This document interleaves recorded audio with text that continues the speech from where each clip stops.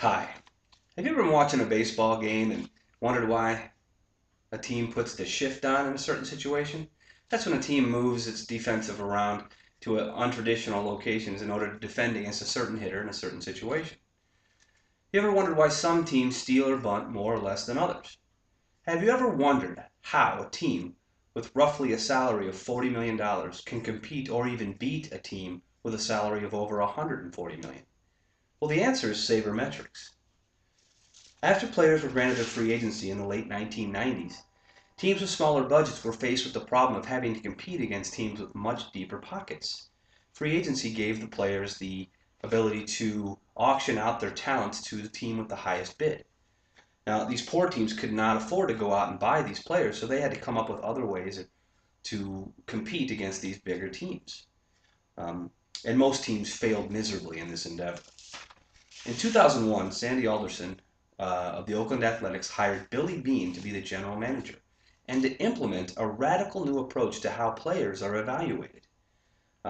This was also based on sabermetrics. Now, a brief history of sabermetrics. Back in 1977, a night watchman at a Stokely Van Camp's pork and beans warehouse named Bill James became frustrated with the lack of good statistical analysis or good statistics that were available to the public.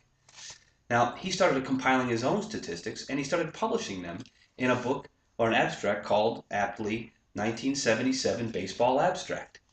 He continued to do this for about 12 years, and during that time he coined the phrase sabermetrics. Now, in that time, one of his readers was Oakland A's general manager Sandy Alderson. Alderson, who had originally hired Billy Beane as an advanced scout to go out and scout teams ahead that they were going to play next, he gave Beane a copy of each one of Bill James's abstracts.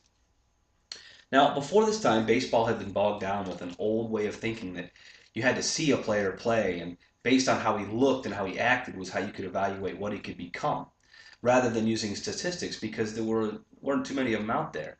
And to be honest, the statistics that we did have were created in 1880 by a fellow named Henry Chadwick, who had a background in cricket, and who they brought over to kind of give us some rules of the game that we could follow. But back then, baseball was a much different game. In fact, they didn't even use gloves back then. So let's get into it. The first subject I want to talk about is hitting.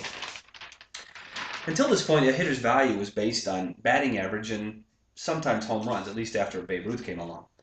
Well, in James's writing, he proved that walks were easily as important as hits. Home runs are also very important, but walks were very undervalued. And he also concluded that stealing or steals and bunts, sack bunts in particular, were very overrated. In fact, he felt that if you didn't have better than a 95% chance of stealing a base, then you shouldn't even try, because you only have 3 outs to get you're allowed in an inning, and to waste them or to give those outs away was inept.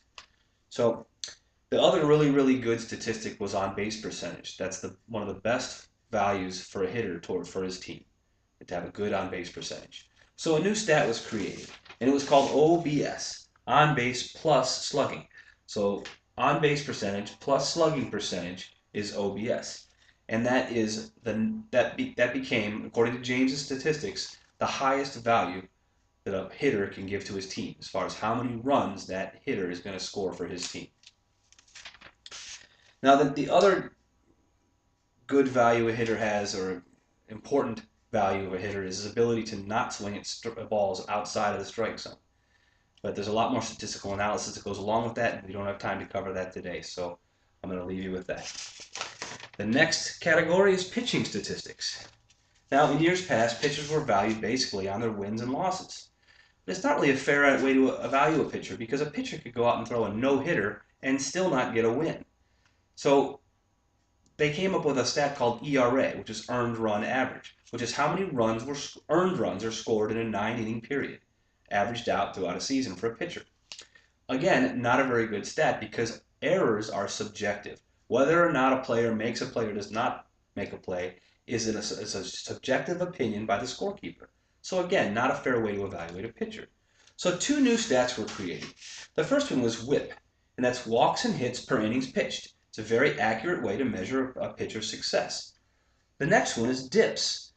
It's defensive independent pitching stats. It's basically everything a pitcher can do that the fielders have no effect on. DIPS is walks, strikeouts, and home runs. Basically, that's it. He's evaluated on his walks, his strikeouts, and his home runs. Everything else is let go. So, very good, accurate way of measuring a pitcher's success.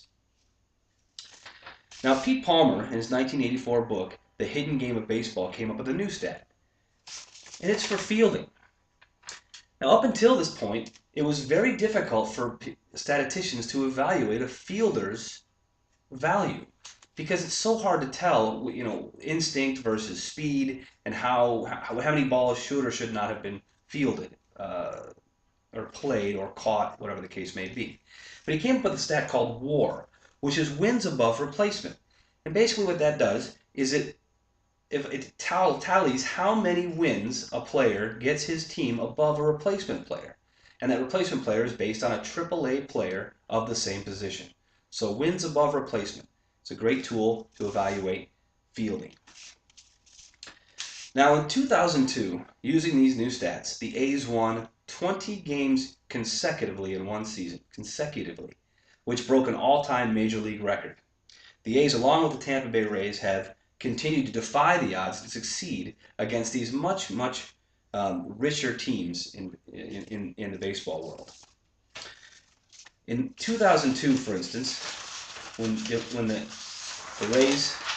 Oakland A's won 103 games, their salary was just under $40 million. The New York Yankees achieved the same amount of wins as the Oakland A's, but they spent over $125 million to do it. So the salaries are staggering difference, same results, basically. Now, I hope today I have shed some light on a new way of thinking about how a player is valued to a team in the modern day game of baseball. How the Rays and the Oakland Athletics are so competitive against teams in much bigger markets with much higher salaries. And now maybe when you're watching a stat or you hear somebody talk about a player's dips, you won't be thinking they're talking about his dance moves. Thank you for your time.